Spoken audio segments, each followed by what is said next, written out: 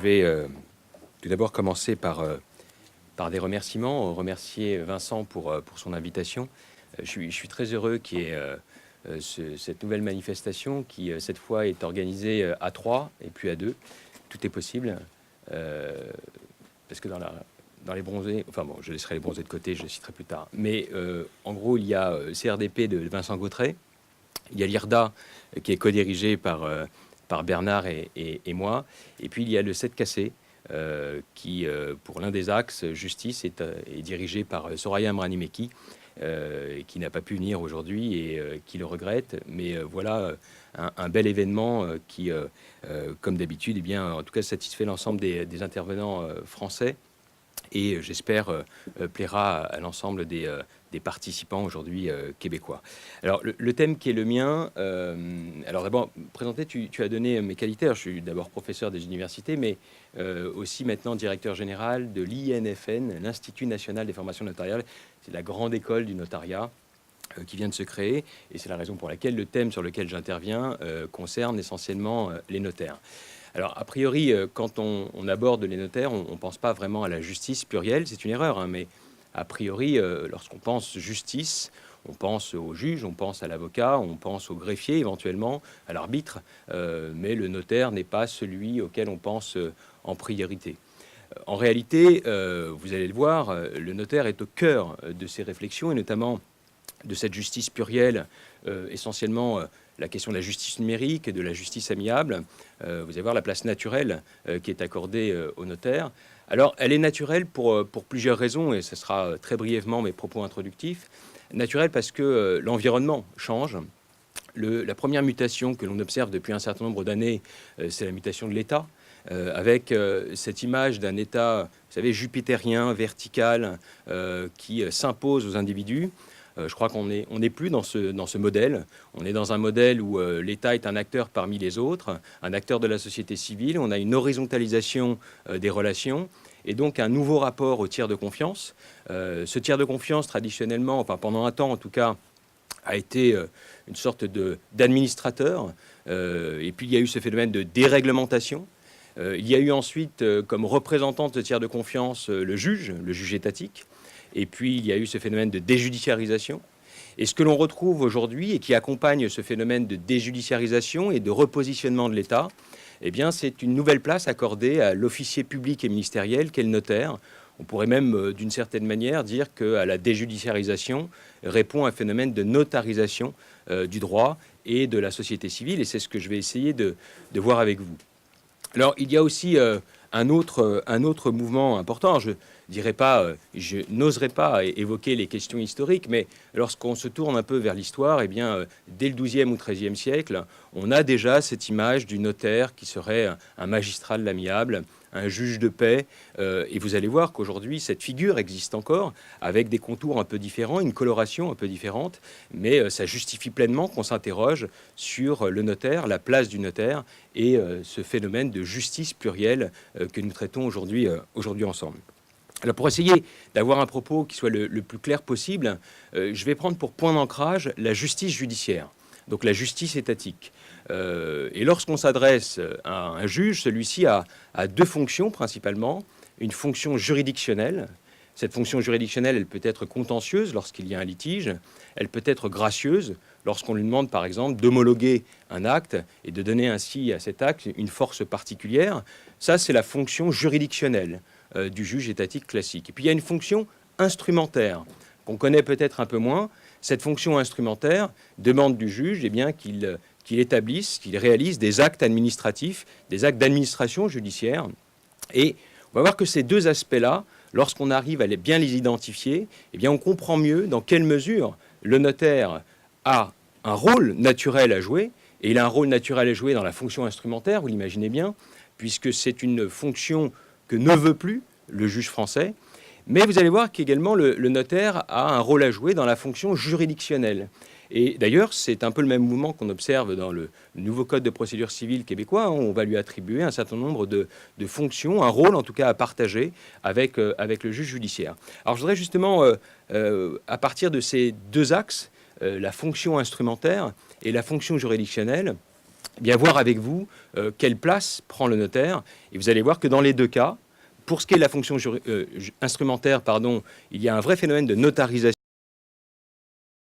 Un mouvement qui pose un certain nombre de questions, ce que j'évoquerai dans un deuxième temps. Alors depuis une dizaine d'années, le mouvement s'accélère, mais ce rôle du notaire qui vient remplacer le juge dans cette fonction instrumentaire est un rôle qu'on connaît bien. Par exemple, pour recueillir le consentement de personnes qui souhaitent utiliser une procédure d'adoption, eh bien, on est passé progressivement d'une fonction instrumentaire assurée par le juge vers une fonction attribuée au notaire. Lorsque on s'intéresse au PACS, qui est le pacte civil de solidarité pour les concubins qui ne souhaitent pas se marier, eh bien, le juge n'a plus de rôle à jouer en la matière puisqu'il est possible de passer par le notaire et d'enregistrer le PACS auprès du notaire.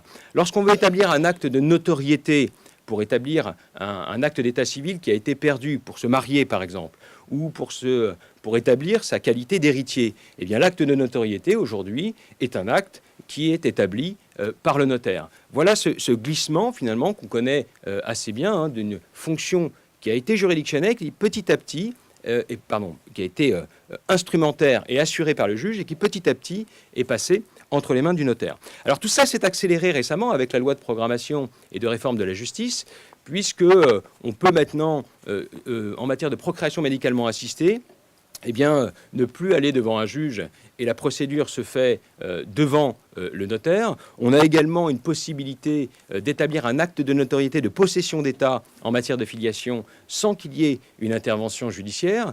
Il y a également désormais la possibilité de modifier son régime matrimonial quand bien même il y aurait un enfant mineur, ce qui autrefois justifiait l'intervention du juge. Désormais, c'est au notaire de protéger l'intérêt de l'enfant mineur avec un droit d'alerte qui lui est accordé lorsqu'il pense que les intérêts sont substantiellement menacés. Donc vous voyez, c'est un mouvement qu'on connaît assez bien et qui est une forme d'administration préventive du contentieux. Et là, il n'y a rien de très original. Mais ce qui est original, c'est l'intensification du mouvement et qui pose un certain nombre de questions. Première question, c'est celle de la compétence du notaire. Et deuxième question, c'est celle de la pertinence du notaire dans ce genre d'opération purement administrative. Compétence du notaire, parce qu'il faut bien avoir conscience qu'ici, on va demander au notaire de faire quelque chose qu'il ne fait pas habituellement. Quand on présente le notaire, et vous l'avez très bien présenté, je crois qu'il y a une similitude d'esprit entre ce qui se passe au Québec et ce qui se passe en France, c'est que le notaire est l'homme de l'acte, du contrat. Il se concentre sur l'acte, un peu moins sur les personnes. Alors ça ne veut pas dire qu'il n'a pas le rôle à jouer à l'égard des personnes, mais il n'est pas là pour réguler une relation ou organiser une relation. Il est plutôt là pour dresser un acte en prenant en considération l'intérêt de chacune des parties. Mais maintenant, avec ces nouvelles compétences, il va devoir appréhender de nouvelles situations. Il va devoir appréhender la vulnérabilité, la perte d'autonomie. Ça, c'est pas évident pour un notaire. Alors, pour un juge qui a l'habitude, qui est formé, notamment le juge des tutelles ou le juge des affaires familiales, pourquoi pas, mais un notaire n'a pas l'habitude de traiter convenablement ce qui relève de l'autonomie ou la perte d'autonomie. Celui qui est vulnérable n'en est pas moins autonome. Et il y a toute une subtilité dans l'appréhension de ce type de situation, pour lesquelles les notaires ne sont pas encore formés. Rassurez-vous, les choses se font, les choses changent pour ce qui est de la formation continue et les choses devraient également changer pour ce qui est de la formation initiale des futurs notaires. Mais pour l'instant, ça ne fait pas partie de leur culture et ça ne fait pas partie de leur compétence première que d'appréhender la vulnérabilité. Appréhender une situation de conflit. Là aussi, c'est difficile pour un notaire d'appréhender une situation de conflit. Il n'a pas été formé pour cela. Essayer de gérer une situation dans la durée. En France, on a établi le mandat de protection future en encourageant l'établissement d'un acte notarié pour ce mandat de protection future. Il a très peu de succès. Mais il a très peu de succès parce que les notaires eux-mêmes ont peur de gérer une situation de ce type. Parce qu'il ne s'agit plus de dresser un acte à un moment donné, que ce soit pour mettre fin à quelque chose ou pour créer quelque chose, mais de gérer une situation dans le temps, dans la durée. Et ça, c'est quelque chose qui s'apprend. Et donc, il va falloir repenser les compétences du notaire sur ce point. Alors maintenant, le travail du notaire qui est assuré ici dans le cadre de cette transmission de la fonction instrumentaire vers le notaire ne veut pas dire qu'il y aura moins de contrôle, bien au contraire. D'abord, le contrôle, et c'est ce que l'on observe, le contrôle de légalité qui est opéré par le notaire est bien plus important, bien plus intense que celui qui était exercé par le juge ou le greffier, puisque parfois on était passé du juge au greffier pour aller vers le notaire. Et puis surtout, on a une donne différente, c'est que le notaire est responsable. et il peut engager sa responsabilité. Ce qui n'était pas possible la plupart du temps lorsqu'on avait un acte d'administration judiciaire décidé par le juge, où dans ces conditions, il y avait une forme d'irresponsabilité totale. Donc ça change tout de même la donne dans la manière justement d'appréhender cette fonction instrumentaire et la situation des parties. Alors, pertinence, pour finir sur cette première partie, est-ce que finalement on a encore besoin du notaire? Est-ce qu'il ne faudrait pas aller plus loin? On est passé du juge vers le notaire. Est-ce qu'on ne pourrait pas aller vers les legal tech et vers les nouvelles technologies, pour rester dans le sujet? Certains le pensent, à tort bien évidemment, mais certains le pensent. Certains se disent, s'il s'agit juste de mettre un tampon, finalement, on peut demander ça à un logiciel qui instaurerait une certaine sécurité. S'il s'agit d'obtenir un acte de notoriété, une blockchain pourrait parfaitement justement établir dans la durée les différents éléments permettant à un moment donné d'établir qu'il y a une notoriété de filiation ou une notoriété d'héritier. S'il s'agit de vérifier si une personne a un consentement libre et éclairé, il suffit d'utiliser l'intelligence artificielle qui n'en est qu'au début, mais qui permettrait justement, grâce à une identification numérique, grâce à de nouveaux instruments et aux nouvelles technologies, de vérifier si la personne est totalement libre. Pourquoi finalement ne pas tout déléguer à des legal tech et ne plus passer, puisque c'est une fonction instrumentaire, par le notaire?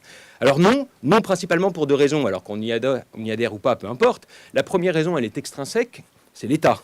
Et l'État n'a pas du tout l'intention d'abandonner justement ces relations individuelles. Certes, il y a une horizontalisation des relations. Certes, l'État intervient différemment, mais l'État intervient toujours par l'intermédiaire de cet officier public et ministériel. Et l'État n'a pas envie, justement, d'abandonner aux nouvelles technologies tous ces actes qu'il considère comme des actes graves et des actes importants pour les citoyens. Puis il y a une raison intrinsèque, c'est que le notaire ne fait pas le travail d'une machine. Alors on a évoqué le bon sens, le sens commun, la sagesse. L'intelligence artificielle ne pourra jamais remplacer l'intervention humaine. Et puis surtout avec le numérique, ça crée des distances. L'algorithme crée des distances entre les destinataires et le droit. Et je pense que le notaire est là pour rétablir ce lien entre justement ses citoyens et éventuellement l'État. Il joue le rôle d'interface, d'intermédiaire, de suivi, et qui est fondamental pour compléter justement les nouvelles technologies. Alors j'aurais plein d'autres raisons pour vous expliquer que le notaire ne disparaîtra pas avec les nouvelles technologies, mais qu'elles seront pour lui un outil pour réaliser plus pleinement, plus efficacement la mission qui est la sienne. Alors on le voit ici, on a une transmission de la fonction instrumentaire du juge vers le notaire, mais on a aussi une transmission avec une déjudiciarisation de la fonction juridictionnelle et une transmission progressive au profit du notaire. Alors cette transmission, elle se fait de deux manières. D'abord, et là c'est assez classique, même si ça s'intensifie, c'est par une superposition de compétences, une sorte de fonction juridictionnelle partagée. Et puis le dernier mouvement, c'est celui qu'on a beaucoup évoqué tout à l'heure. Là c'est une véritable substitution, où le notaire va totalement remplacer dans la fonction juridictionnelle le juge. Alors est-ce que c'est encore de la justice? J'en sais rien, il y a un débat sur ce point, mais on verra, c'est la question de l'amiable. Superposition dans un premier temps. Il faut savoir que dès les années 60, 64-68, réforme du droit des incapacités, on a bien compris que le notaire était l'auxiliaire, le familier du juge des tutelles, disait Pierre Catala. Et donc il y avait une collaboration naturelle entre le juge et le notaire dans un certain nombre de domaines. Alors, pour vous évoquer ces différentes attributions, cette place d'auxiliaire judiciaire que l'on accorde au notaire, on la retrouve dans de nombreux domaines. Par exemple, le juge peut faire de lui un séquestre judiciaire. Le juge peut également lui demander de procéder à une vente par adjudication. Il peut lui demander d'évaluer un bien.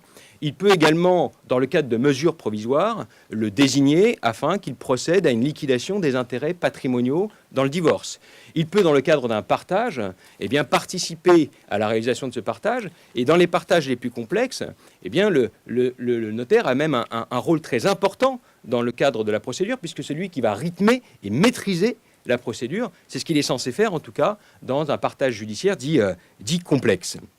Alors là encore, ça va demander de lui de nouvelles compétences, et je ne suis pas certain qu'il soit encore totalement prêt à assumer l'ensemble des compétences qu'on attend de lui, mais c'est en cours, et c'est le cas pour toutes les professions juridiques, puisque les évolutions vont plus vite que les formations qui devraient être assurées. Notamment, on lui demande, par exemple, dans le cadre du divorce et des mesures provisoires, de gérer le conflit entre les avocats.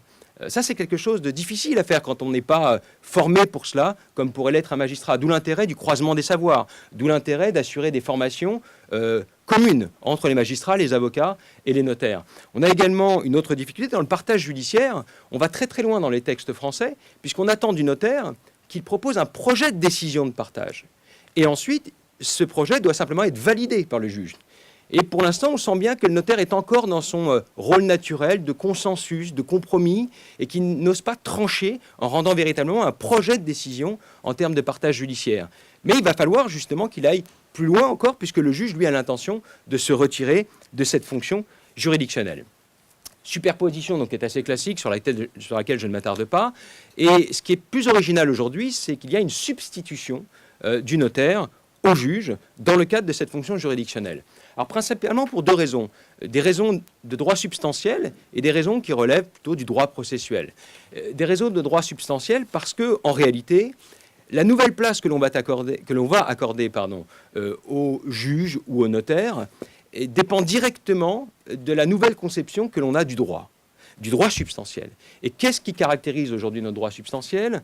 C'est une place accordée à la liberté contractuelle, c'est l'essor de la volonté individuelle, c'est le recul de l'ordre public, c'est une contractualisation de notre société et de notre droit, c'est un individualisme exacerbé, et nécessairement tout cela va rejaillir sur le rôle du juge et sur le rôle du notaire. Plus il y aura de privatisation et d'individualisation de nos relations, moins il y aura de juges, a priori, et plus il y aura l'intervention d'un officier public et ministériel. En tout cas, il y a une corrélation qui se fait, peut-être pas une causalité, mais une corrélation entre ces différents événements. Par exemple, on est passé d'une immutabilité de principe du régime matrimonial pour arriver vers un principe de mutabilité contrôlée, pour aboutir aujourd'hui à un principe de mutabilité, avec un rôle qui a augmenté au fur et à mesure de ce mouvement, qui est celui du notaire. On a l'impression que plus il y a de liberté, plus il y a de notaires, comme si le notaire était ce nouveau représentant de l'État dans une société totalement horizontalisée. Même chose pour le divorce, où on est passé d'un divorce par consentement mutuel avec petit à petit des visites auprès du juge qui se sont réduites, au point d'arriver à un divorce par consentement mutuel, sans juge, avec des avocats et un acte contresigné, et au dernier stade, le notaire qui dépose l'acte au rang de ses minutes. Et on voit bien à chaque fois qu'il y a un mouvement, en tout cas une corrélation entre la place plus importante qu'on accorde à la liberté, à la volonté et au contrat, et puis le rôle plus important qu'on accorde à ce tiers impartial et désintéressé, ce nouveau tiers impartial et désintéressé que serait le notaire. Et puis il y a aussi dans cette substitution des explications qui relèvent du droit processuel, c'est l'amiable. Alors, je ne reviendrai pas sur l'historique, ce magistrat de l'amiable tel qu'on le présente, qu'est le notaire. Il y a également actuellement un développement de la médiation. Il y a des centres de médiation à Paris, dans les Hauts-de-Seine. Il y a un médiateur du notariat qui a été mis en place. Il y a des formations médiation qui s'accélèrent. Il y a une intégration dans le projet de réforme dont je suis chargé de la formation des notaires, eh bien une intégration de la médiation très tôt dans la formation. Donc tout cela va être pris en considération et c'est même encouragé par un certain nombre de décisions. Je citerai une seule décision, qui est celle de la Cour européenne des droits de l'homme du 27 mars, ou du, pardon, peut-être pas du 21 mars 2017, qui est une affaire où la Cour européenne des droits de l'homme, en utilisant des guillemets, rappelle que le notaire est le magistrat de l'amiable. Et c'est la première fois que la Cour européenne des droits de l'homme s'exprime de cette façon, et ça a toute une série de conséquences. C'est admettre officiellement que c'est un auxiliaire de justice, c'est admettre également qu'il est un acteur naturel dans le cadre de ces règlements à l'amiable. Ça va poser des difficultés. Il va falloir s'adapter en termes de déontologie. Est-ce que le notaire qui a été médiateur peut lui-même ensuite authentifier l'acte qui pourrait découler de cette médiation? Probablement pas, parce qu'il y aurait peut-être un conflit d'intérêts. Est-ce qu'en tant que magistrat de l'amiable, on peut encore envisager ces fameuses sociétés pluriprofessionnelles dans lesquelles travailleraient ensemble des comptables, des avocats et des notaires? Probablement pas. Si c'est un magistrat de l'amiable, il va y avoir une incompatibilité. Certains disent que sa situation n'étant pas celle de l'auxiliaire de justice avocat, il a des principes d'impartialité et d'objectivité peut-être incompatibles avec une société pluriprofessionnelle. En tout cas, énormément de questions qui se posent et encore une fois, des questions en termes de formation. puisqu'il va falloir qu'il développe de nouvelles compétences, pas les compétences dures classiques d'un technicien du droit, mais également des compétences molles, les soft skills, et savoir gérer une relation de client, savoir gérer une relation de conflit. On le voit, ça suppose de penser en même temps le rôle plus important du notaire avec un renouveau de la formation. Les deux sont inextricablement liés. Alors pour finir sur ce point, mon idée, c'était simplement de vous exprimer un mouvement de balancier avec une déjudiciarisation d'un côté et une notarisation de l'autre. Mais la déjudiciarisation et la notarisation, ça ne veut pas dire moins d'État, mais ça veut dire une autre forme d'intervention de l'État, et une intervention de l'État qui eh bien, est beaucoup plus privatisée et qui tente par tout moyen, et notamment par cette notarisation, eh bien, de faire peser le coût de la justice, quelle que soit la justice, sur les justiciables eux-mêmes, puisque ce n'est plus le juge qui aura à prendre en charge un certain nombre de litiges, aussi bien au regard de sa fonction juridictionnelle qu'au regard de sa fonction instrumentaire. Merci.